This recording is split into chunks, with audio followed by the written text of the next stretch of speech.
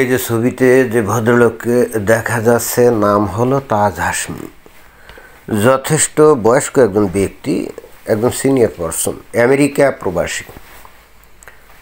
তো সেখানে উনি কোনো বিশ্ববিদ্যালয়ে চাকরি করতেন, মানে শিক্ষকতা করতেন নাকি কে জানে, মনে হয় করতেন, এরকমই তো তার দাবি। আবার সেদিন দেখলাম যে একটা বই লিখে উনি ওই আমেরিকারই কোনো একটা বেশ ভালো প্রতিষ্ঠান থেকে সেই বইটা প্রকাশও করছে। কিন্তু তার এই ইউটিউবে এসে তার যে কথাবার্তা এবং যে স্টাইল এবং কথাবার্তার বিষয়বস্তু, এইটা যদি শোনা হয় তাহলে কিন্তু একটু বিস্মিত হতে হয়।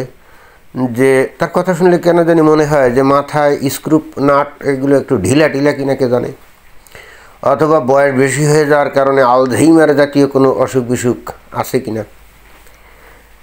কেন এই কথাটা বললাম, তার কথা শুনলে সেটা বোঝা যাবে। বাট আমি প্রশ্ন, আমার খুবই বিস্ময়কর লাগছে যে নাট বল্টু স্ক্রুপ যাদের ঢিলা হয়ে গেছে মাথায়, এই ধরনের লোকজনের বইপত্র এখন আমেরিকাতে প্রকাশ করে।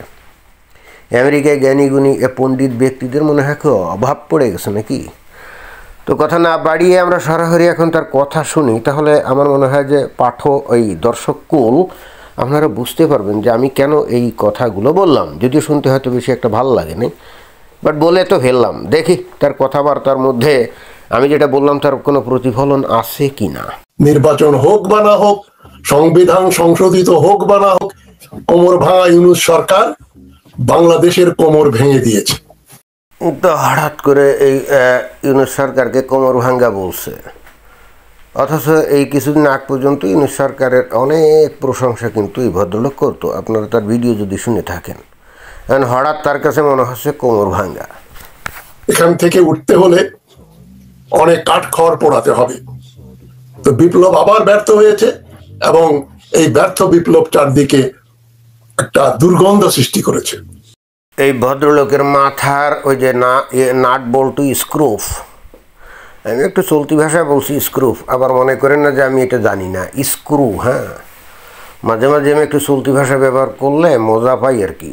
আবার কেউ এসে বলেন না যে ভাই আপনি ভুলভাল বলছেন। আপনারা যদি খেয়াল করেন, আমি কিন্তু ভুলভাল শব্দ বেশি উচ্চারণও করি না, কথাও বেশি বলি না। তো যাই হোক, আমার ওটাতে স্বাচ্ছন্দ্য। তার মাথার এই যে নাট বল্টু এবং স্ক্রুপ, তাদের কেন ঢিলা, এবার বুঝতে পারছেন যে ওই যে 5 আগস্টে সেটাকে সে বলছে কি বিপ্লব। আচ্ছা, বাংলাদেশের কোনো লোক, কোনো রাজনৈতিক দল এটাকে কি বিপ্লব বলে? আর বিপ্লব কি জিনিস এটা তো এই লোক আমেরিকায় থাকে, বইপত্র লেখে, লেকচার টেকচার দেয়। বিপ্লব কি আর গণ অভ্যুত্থান কি, এটা তো তার ভালো জানার কথা, তাই না? বাংলাদেশে তো 5 আগস্ট কোনো বিপ্লব হয় নাই, কি হয়েছে নাকি? ওরা বস্তুত জাতির সঙ্গে প্রতারণা করছিল। তারা কোটা বিরোধী আন্দোলন এর নামে তারা এমন একটা পরিস্থিতি তৈরি করছিল, এবং আমরা তো এখন অনেক ক্ষেত্রে এটাও জানি যে সম্ভবত ভিতর থেকে ওরা নিজেরাই ওই যে স্নাইপার রাইফেল টাইফেল দিয়ে জানি ছেলেফেলেদেরকে মারছিল। এবং ওইগুলা করে যেটা আমাদের কাছে মনে হয় এখন আস্তে আস্তে বের হচ্ছে, সাধারণ মানুষের সহানুভূতি কুড়াইছিল, তাই না? তো তারা তো ওই আন্দোলনের সময় একবারও বলে নাই যে আমরা সংবিধান চেঞ্জ করব, আমরা দেশের নাম পাল্টে ফেলবো, আমরা সেকেন্ড রিপাবলিক করব। পৃথিবীতে বিভিন্ন দেশে বিপ্লব হয়েছে, কিউবায় বিপ্লব হয়েছে, আমেরিকার বলশেবিক বিপ্লব হয়েছে, চায়নাতে বিপ্লব হয়েছে, কি হয় নাই? পৃথিবীর অনেক দেশে বিপ্লব হয়েছে, ইরানে ইসলামিক বিপ্লব হয়েছে। তো সেখানে তো তারা ডাইরেক্টলি ডিক্লারেশন দিয়েই এইগুলো করছে যে আমরা বর্তমানে, অর্থাৎ তাদের সময় যে রেজিমগুলো ছিল ওগুলো উচ্ছেদ করে দিয়ে সেখানে কমপ্লিটলি নতুন ধরনের একটা শাসন ব্যবস্থা তারা চালু করবে। তো এখানে এই যারা নাকি সমন্বয়ক এবং বৈষম্য বিরোধী যে ছেলেফেলে যারা আন্দোলন করছিল, তারা কি কখনো বলছিল যে আমরা বাংলাদেশের সম্পূর্ণ খোলনলসে পাল্টে ফেলে নতুন ধরনের একটা বাংলাদেশ গড়ে তুলব, যেখানে সংবিধান পাল্টে ফেলবো, জাতীয় পতাকা পাল্টে ফেলবো, দেশের নাম পাল্টে ফেলবো, ইত্যাদি ইত্যাদি? না, এগুলো কিছুই হয়নি। তাহলে এর কোনো কিছুই না করে, এবং ওই দিনের ওই ঘটনা ঘটতোই না যদি সেনাবাহিনী, আমার ধারণা ভিতরে ভিতরে তারা বোধহয় এই যে বৈষম্য বিরোধী এই যে ছাত্রদের সহযোগিতা করছে। কারণ 5 তারিখ থেকে কি ডাকা হয়েছিল? কারফিউ, তাই না? তো কারফিউ ডাকলে আওয়ামী লীগের লোকজন তো আর মাঠে ছিল না। তো তাহলে ওই সমন্বয়কের সাথে লোকজন রাস্তায় নামলো কী করে? তাহলে তাদেরকে খবর দেওয়া হয়েছিল যে তোমরা মাঠে নেমে যাও, রাস্তাঘাটে নেমে যাও,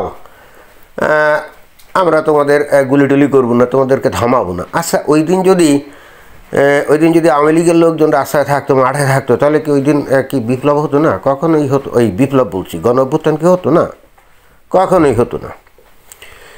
তো এখন এই ভদ্রলোকের মাথার স্ক্রুপ ঢিলা না হলে এই ধরনের একটা ঘটনাকে, যেটা নাকি এখন আমরা পুরাই বুঝি, এর পিছনে অনেক, ওই যে ডক্টর মোহাম্মদ ইউনূসই তো বলছে, আমি কেন বলি, ম্যাটিকুলাস প্ল্যান ছিল, তাই না?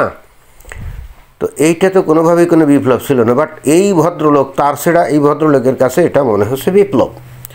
তারপর শুনি। তো যাই হোক, এই কোমর ভাঙা সরকার যখন কিছুই করতে পারছে না, তখন বিএনপি নির্বাচন করতে চাইছে। এই ভদ্রলোক নিজেই স্বীকার করলো যে ইউনূস সরকার তেমন কিছু করতে পারছে না।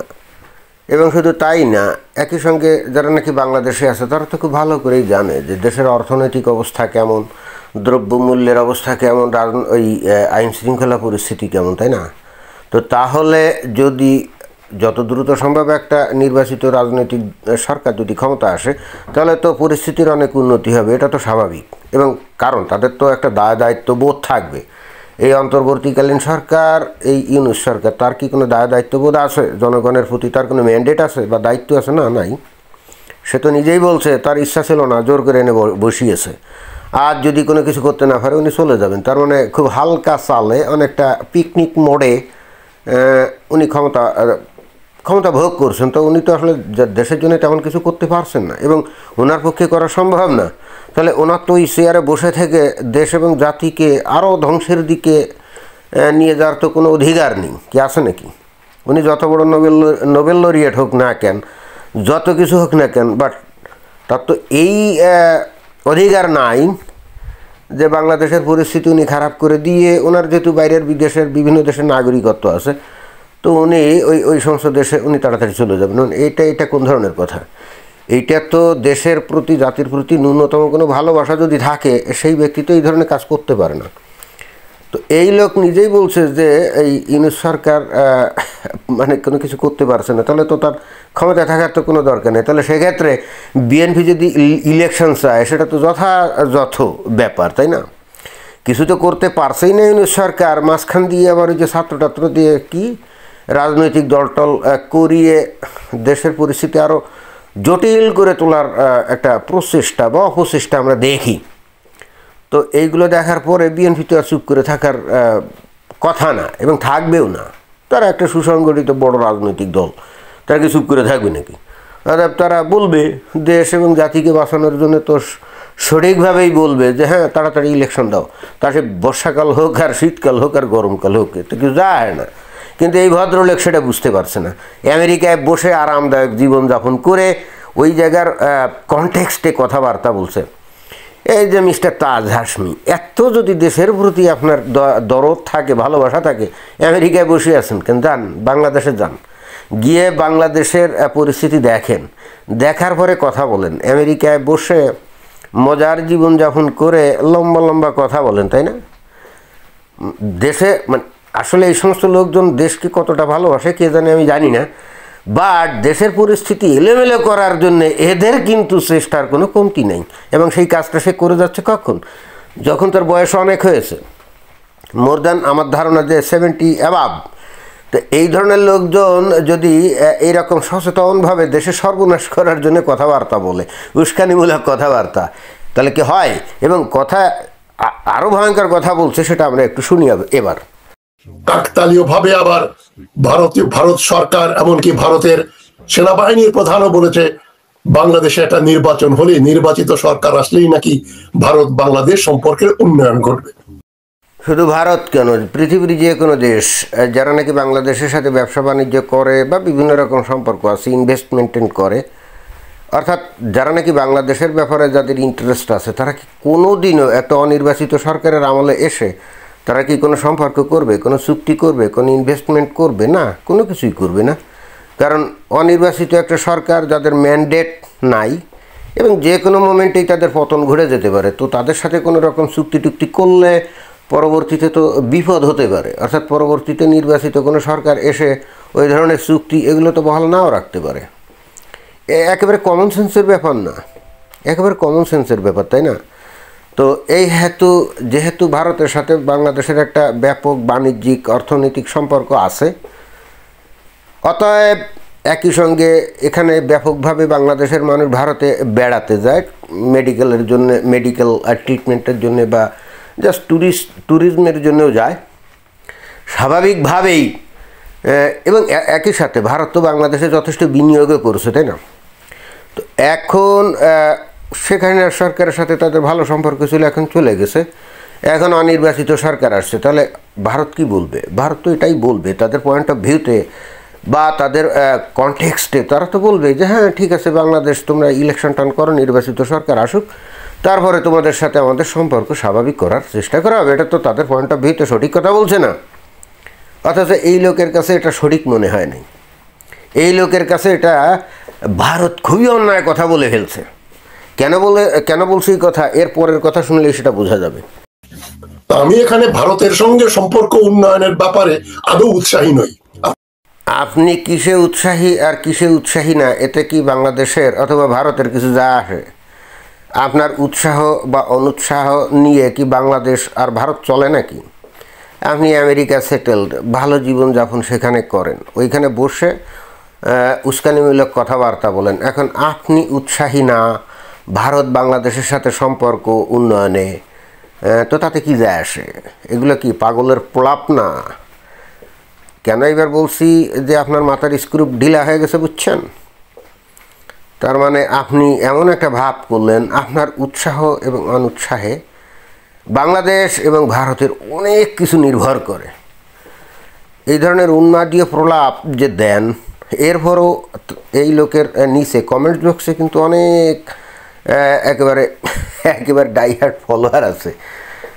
আমি এই ভদ্রলোককে যারা অনুসরণ করে এবং যারা নাকি এই ভদ্রলোকের বক্তব্য বিবৃতি শুনে, আচ্ছা বলেন তো, আপনারা ভারতের যদি ভয়ঙ্কর রকম ঘৃণাও করেন, ইটস ওকে, তারপরেও এই লোকের কিসে উৎসাহ আর কিসে উৎসাহ না, এতে কি ভারতের কিছু যায় আসে অথবা বাংলাদেশের কিছু যায় আসে? বলেন, বাংলাদেশের প্রতি এর কোনো কমিটমেন্ট আছে? বাংলাদেশের উন্নতিতে এর কোনো অবদান আছে?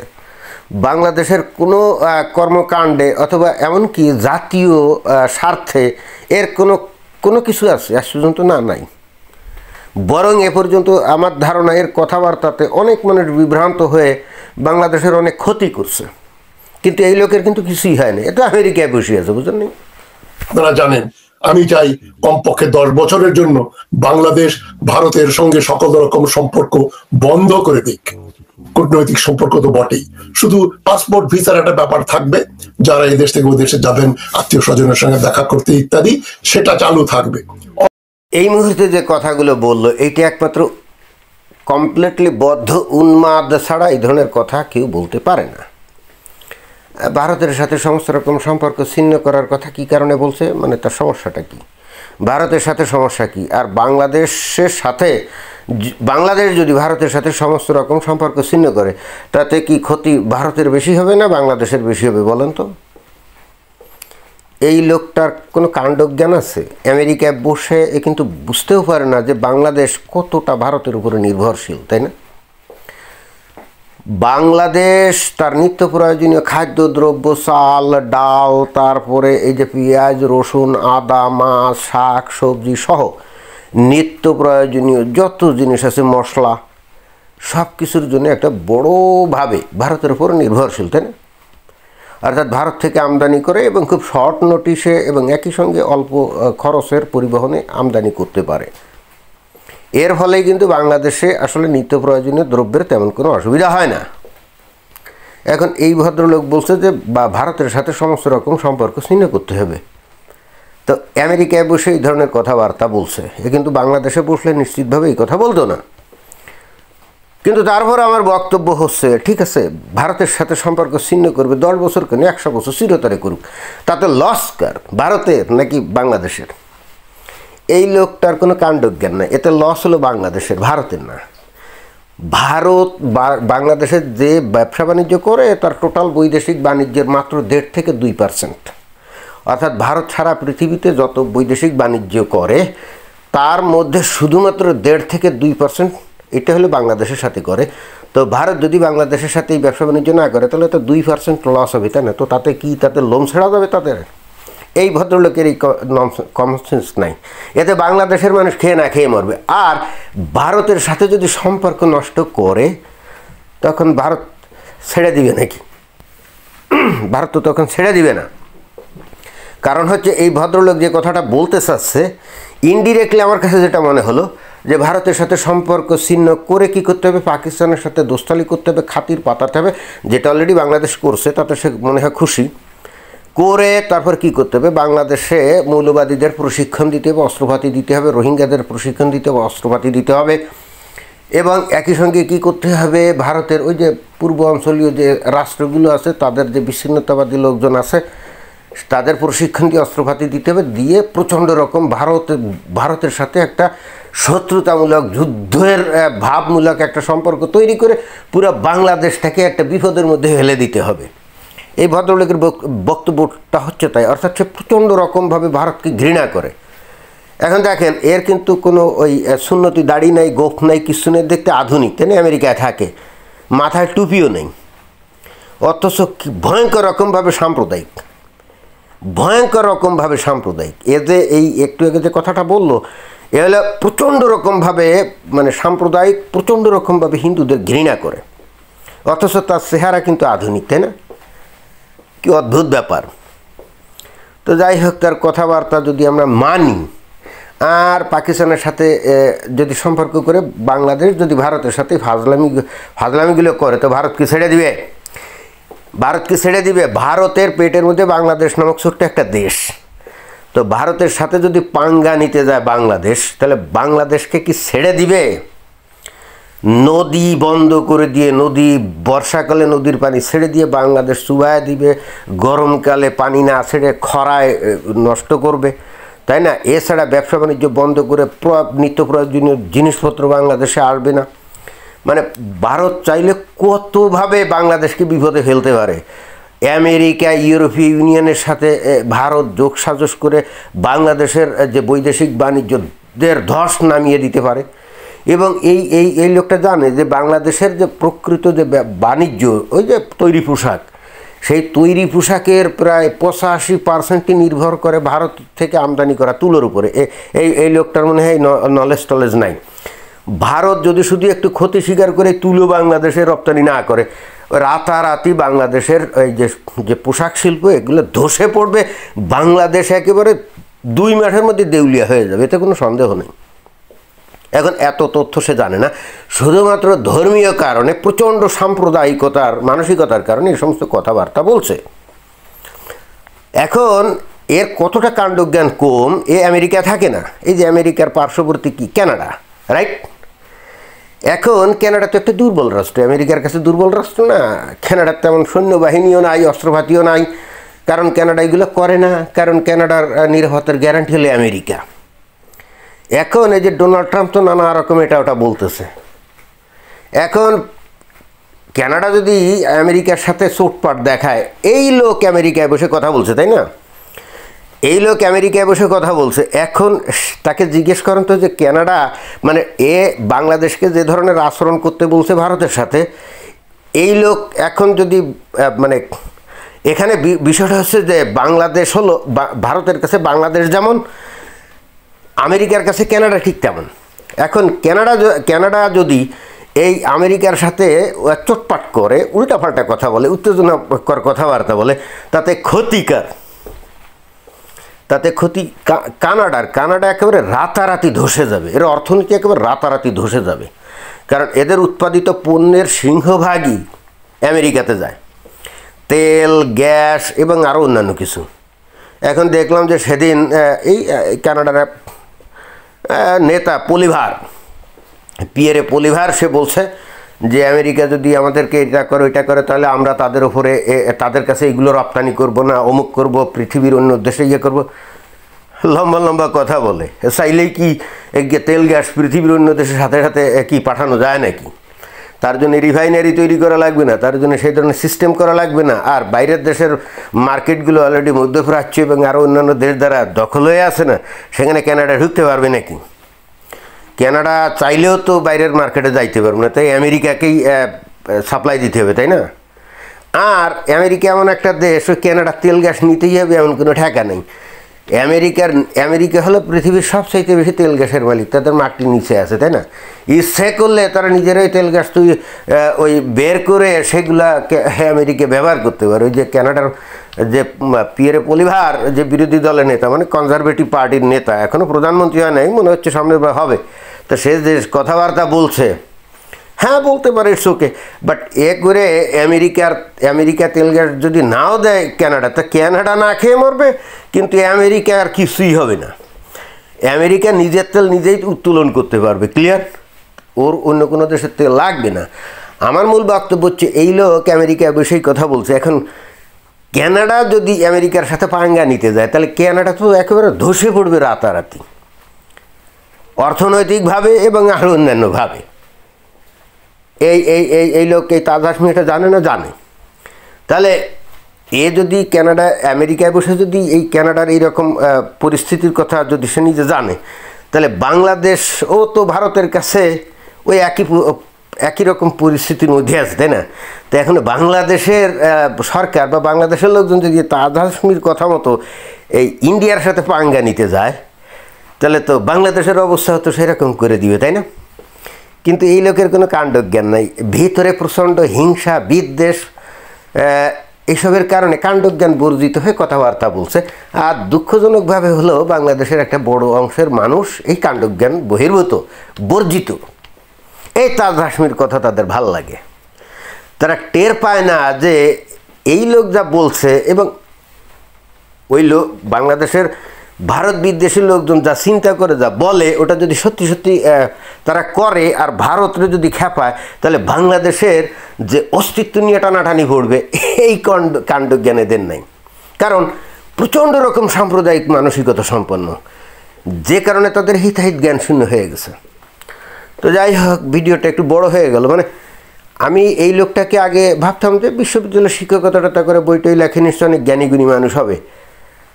মাঝে মাঝে তার বক্তব্য সামনে চলে আসতো, শুনতাম।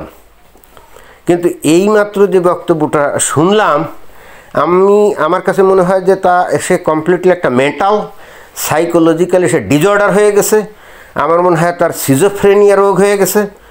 এখনও যে মানে পাগলা গারদে না থেকে সে সুস্থভাবে মানে ঘুরে বেড়াচ্ছে, ভবিষ্যতে মানে কিছুদিনের মধ্যে আমেরিকা একটা ভেজাল লাগা দিতে পারে। এর বুদ্ধি যদি কেউ শোনে, তার ধ্বংস অনিবার্য। তো এটাই ছিল বক্তব্য। ধন্যবাদ।